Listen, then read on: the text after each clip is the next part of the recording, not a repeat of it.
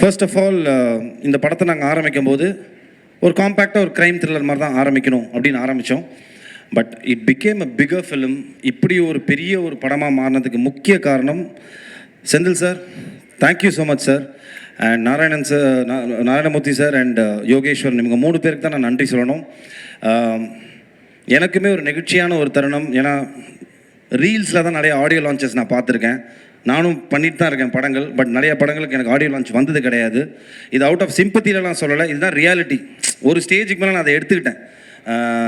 நம்மளுக்கு ஒரு நல்ல தயாரிப்பாளர், நல்ல ஒரு பெரிய செட்டப்பில் அமைஞ்சால் மட்டும்தான் இதெல்லாம் அமையும் அப்படின்னு. அது எனக்கு இந்த படத்தில் அமைஞ்சிருக்கு. I think thank you so much sir.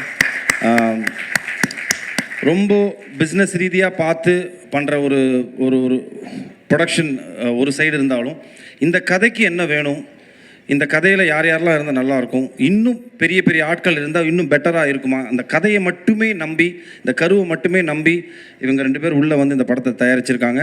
தயாரித்தது மட்டும் இல்லாமல் இந்த கதைக்கு என்ன வேணுமோ அதோட மேலே கொடுத்து இந்த படத்தை வந்துட்டு இந்த லெவலுக்கு ஒரு பிரம்மாண்டமான படமாக, எனக்கு இது பெரிய பிரம்மாண்டமான படம்.